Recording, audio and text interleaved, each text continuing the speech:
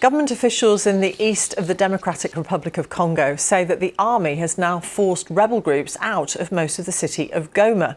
That claim is disputed by the M23 rebel group, which says it maintains control of much of the city.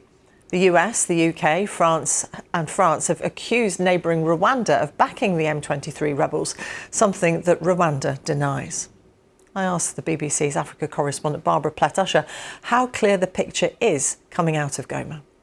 Well, it isn't very clear at all in terms of who is in control. Residents there are basically cowering in their houses to escape the fighting. What they are saying is that they keep hearing gunfire throughout the night and again this morning. We did get a statement from the Speaker of the National Assembly in Kinshasa in which he said that the army continued to hold some positions. So it seems there is a fairly fierce resistance, at least in certain parts of the city. A lot of the fighting is reported around the airport, while it may be that the M23 is continuing to make advances, but it sounds as if the city is still quite contested, and also that civilians are quite at risk. We are hearing that hundreds of those who have fled Goma have crossed into Rwanda, which is really just right across the border from Goma.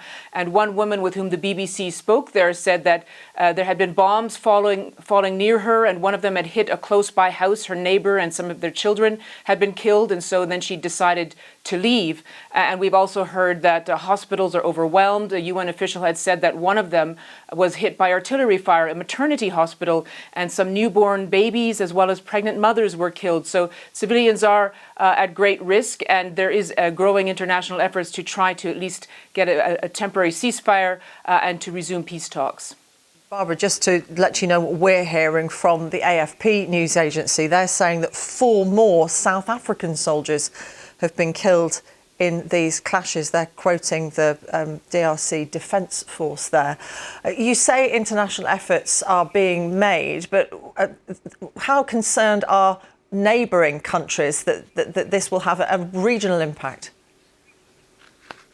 There is a very big concern that it will have a regional impact because the two players here are two countries, the Democratic Republic of Congo and Rwanda. So Congo has accused Rwanda of sending troops across the border to fight with the M23, a group that Rwanda supports, although it denies that it's sending military support. And so it's these two countries that have been involved in peace talks in the past. Those talks broke down in December. The African Union was the sponsor of those talks. It's holding an emergency meeting today to try to get them back on track. The president of Kenya has called an emergency summit of Eastern African countries tomorrow, which will probably happen virtually online. He has said that the leaders of Rwanda and Congo will participate, although neither of those men have confirmed that that is the case. And in the meantime, Kinshasa, the Democratic Republic of Congo, has asked for another meeting of the UN, a second meeting within about 2 days, demanding that it again revisit this issue and come out with a tougher action